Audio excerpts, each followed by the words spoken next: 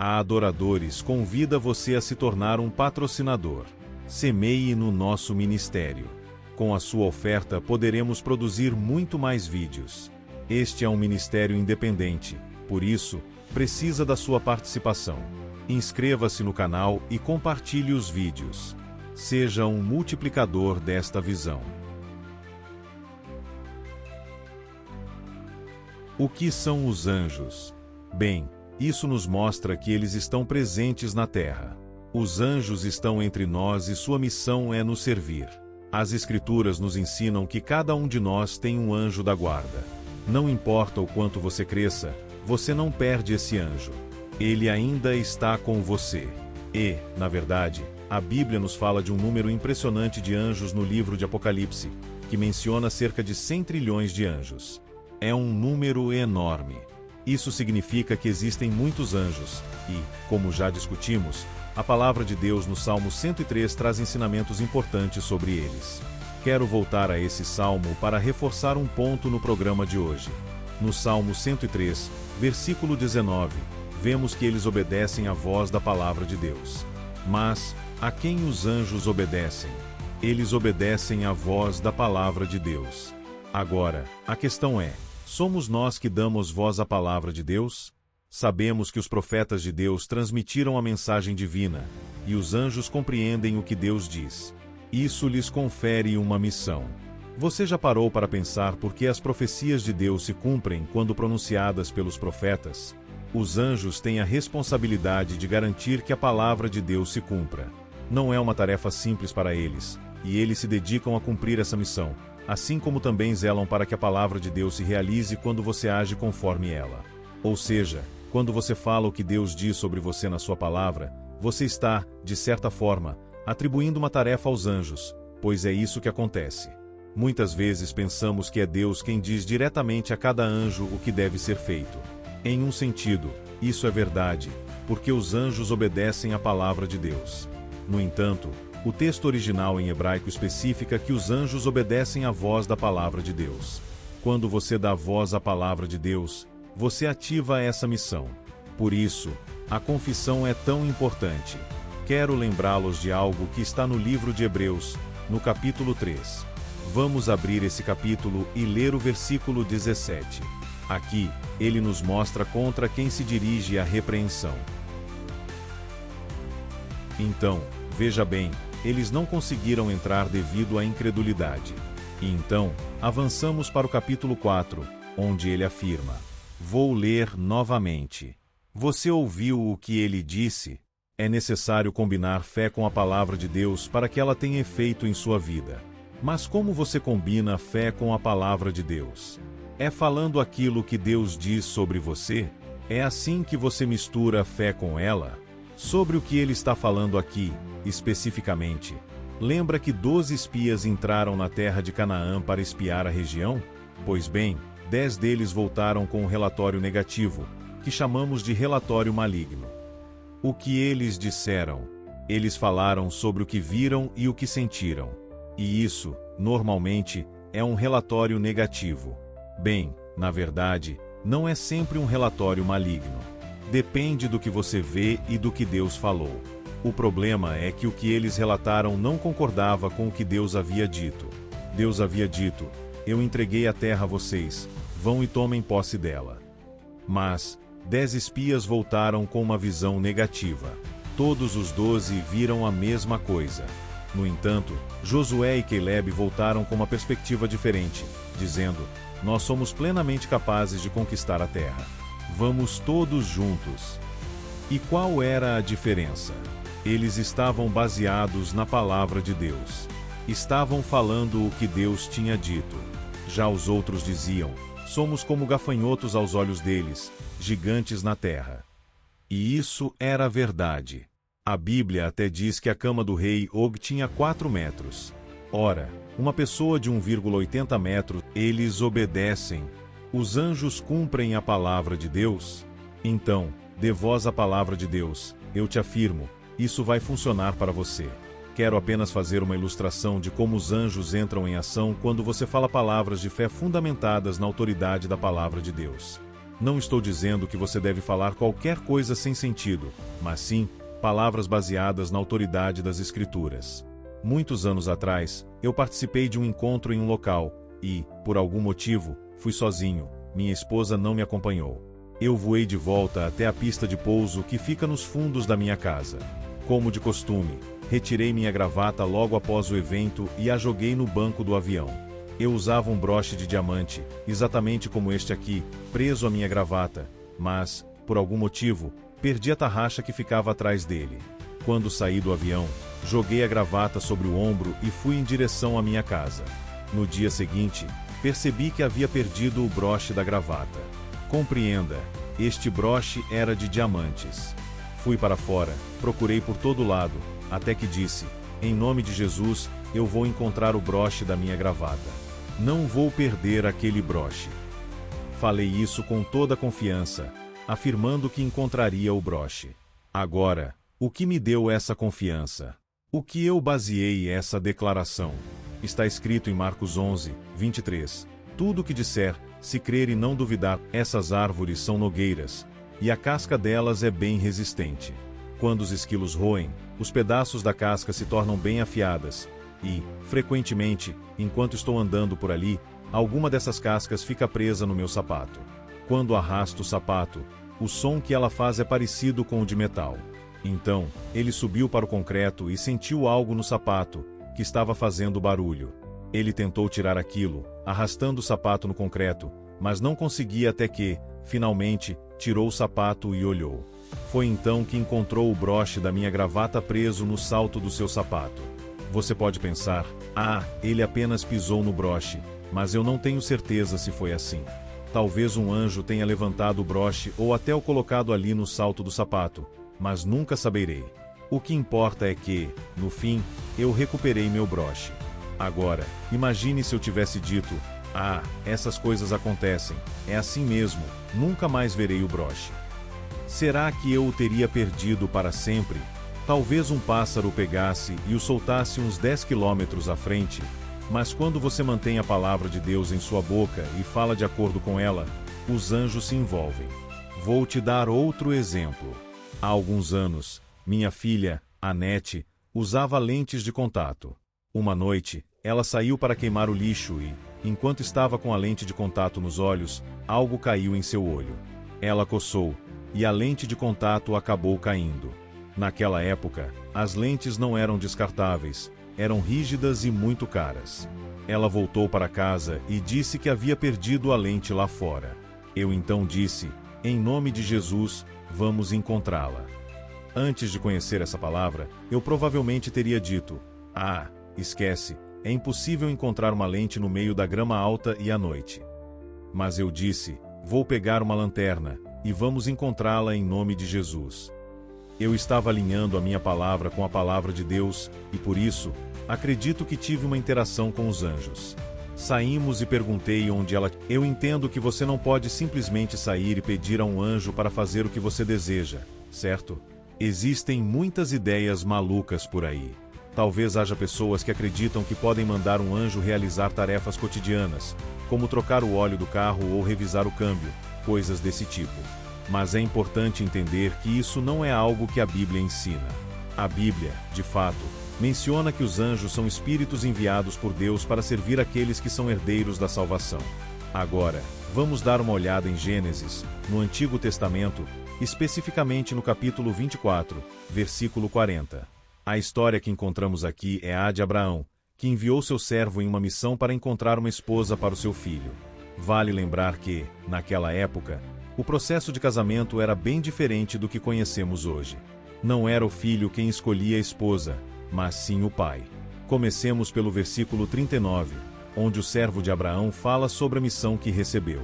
Ele diz que perguntou ao seu senhor o que fazer se a mulher não quisesse segui-lo. Abraão respondeu dizendo que o Senhor, em cuja presença ele andava, enviaria um anjo para ajudá-lo em sua jornada e faria com que ele encontrasse uma esposa para seu filho, dentro de sua família e casa. Agora, a questão é, como Abraão sabia que o anjo estaria com o servo? Não sabemos como ele sabia. Abraão não tinha como ler o que está em Hebreus 1:14.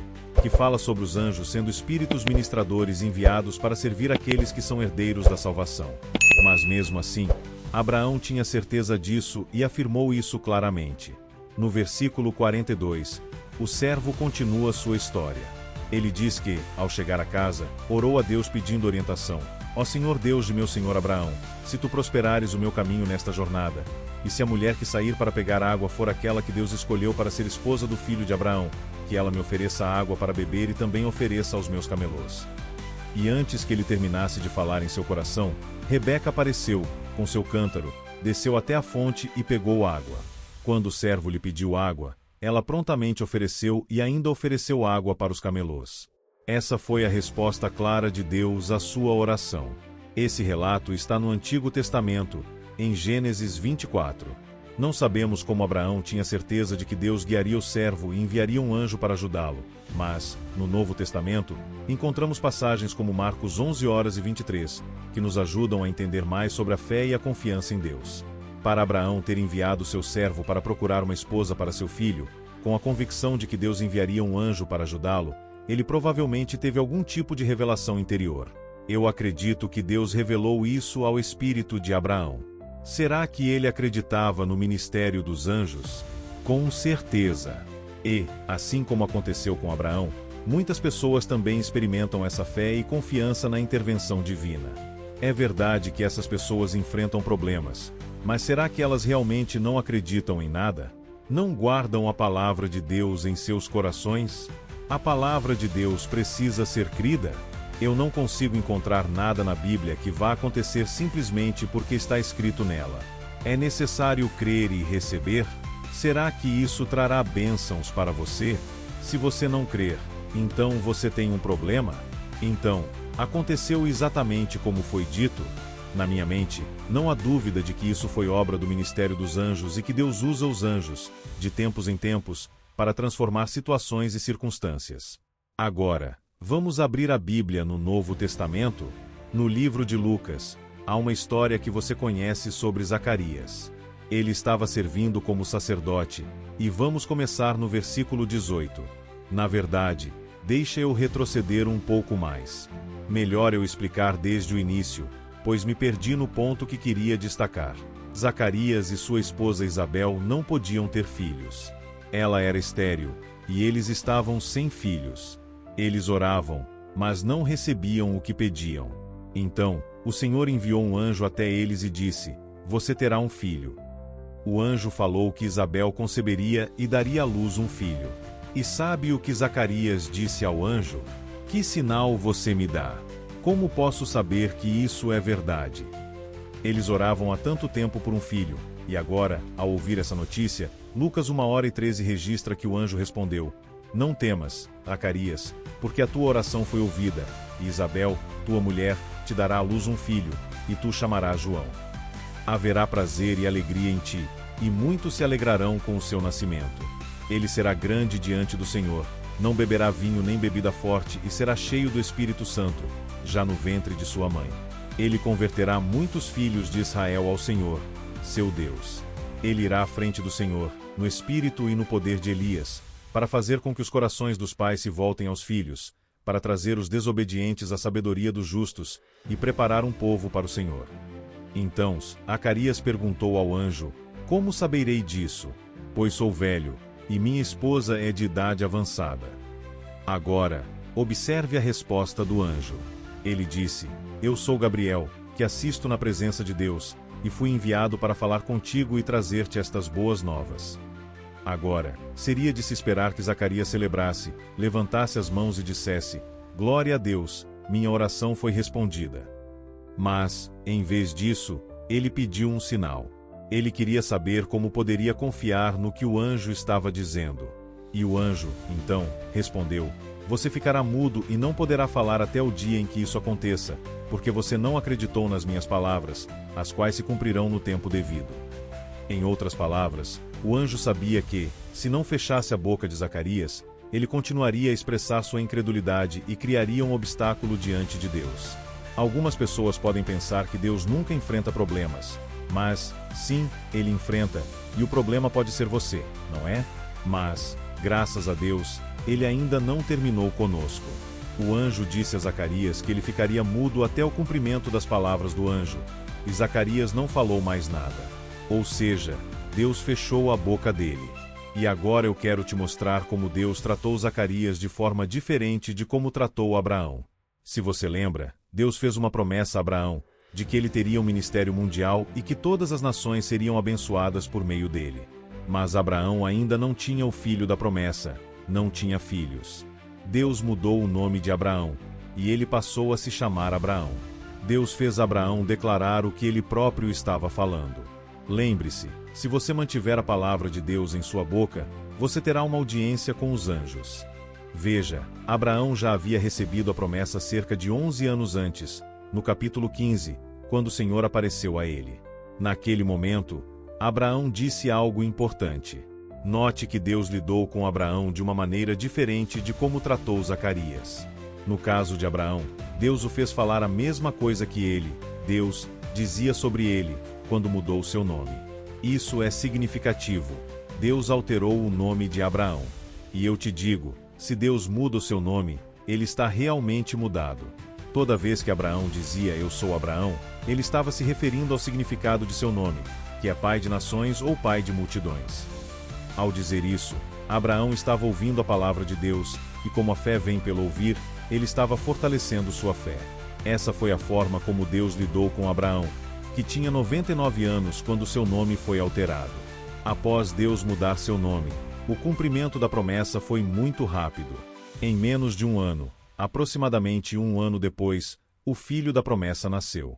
Abraão tinha esperado 24 anos pela manifestação da promessa, mas quando começou a confessar o que Deus dizia sobre ele, a criança nasceu em menos de um ano. Isso é algo sobrenatural. Agora, será que os anjos estiveram envolvidos nesse processo? Eu suspeito que sim, embora não possa provar. No entanto, sabemos que os anjos obedecem à palavra de Deus.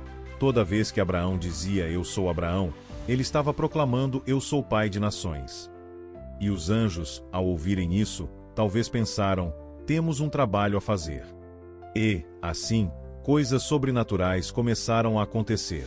Por outro lado, Zacarias recebeu um tratamento completamente diferente. Provavelmente o anjo pensou, se não fizermos ele ficar em silêncio, nunca vai acontecer. No caso de Abraão, Deus precisou fazer com que ele falasse para que a promessa se cumprisse. Você conhece a história. Quando a criança nasceu, perguntaram se ela se chamaria Zacarias, mas ele imediatamente fez gestos pedindo uma tábua para escrever, e escreveu, o nome dele é João. Ao fazer isso, sua língua foi liberada e ele começou a falar. Os anjos estão presentes tanto no Antigo quanto no Novo Testamento, mas, de alguma forma, talvez por conta das tradições religiosas, perdemos essa percepção. Os anjos são espíritos ministradores, e sua atuação continua válida até hoje. Eu lembro de uma experiência que minha filha teve, há alguns anos, no Texas. Ela estava dirigindo em uma rodovia, com um muro de concreto de um lado e um caminhão grande do outro. O caminhão teve um problema no eixo dianteiro e parou de forma perigosa, bem ao lado dela. O carro à sua frente também parou abruptamente, e o caminhão invadiu a outra faixa. Era impossível para ela desviar, e tudo aconteceu em alta velocidade. Então, ela gritou Jesus e fechou os olhos. Quando abriu os olhos, ela já tinha ultrapassado o caminhão, sem nenhum acidente, e o carro não sofreu nenhum dano. Ela não sabe o que aconteceu, mas suspeitamos que anjos estavam envolvidos naquela situação. Ela sempre confessa a palavra de Deus, dizendo que os anjos têm ordens para protegê-la em todos os seus caminhos. O ministério dos anjos é uma realidade válida para o nosso tempo, e isso não acabou. Embora as pessoas tenham ideias variadas sobre esse tema, algumas até duvidem da sua existência. Se você quiser ver o envolvimento dos anjos na sua vida, precisará dar voz à palavra de Deus. Não é necessário acreditar nisso para viver a vida como você sempre viveu, mas se você deseja que os anjos atuem em sua vida, precisa confessar e declarar as promessas de Deus. Você precisa realmente falar o que Deus diz? Pois bem, eu leio a Bíblia e vejo os anjos agindo em diversas situações. Existem muitas coisas sobre os anjos que nunca encontrei nas Escrituras, mas a principal delas é que nunca vi os anjos intervindo para salvar uma nação ou para livrar pessoas do perigo quando elas estavam com medo, duvidando ou sem fé. Essas intervenções sempre aconteceram quando a fé estava presente, quando as pessoas estavam agindo com fé. Veja, por exemplo, os 4 leprosos. Eles decidiram entrar no acampamento inimigo e, ao fazerem isso, Deus interveio. Na verdade, os anjos estavam envolvidos nisso. Então, entenda, Deus quer que você mantenha sua palavra em sua boca e, assim, você terá acesso aos anjos. Foi o que Jesus ensinou. Se vocês me confessarem diante dos homens, eu os confessarei diante dos anjos de Deus. Esse tema continuará no próximo vídeo.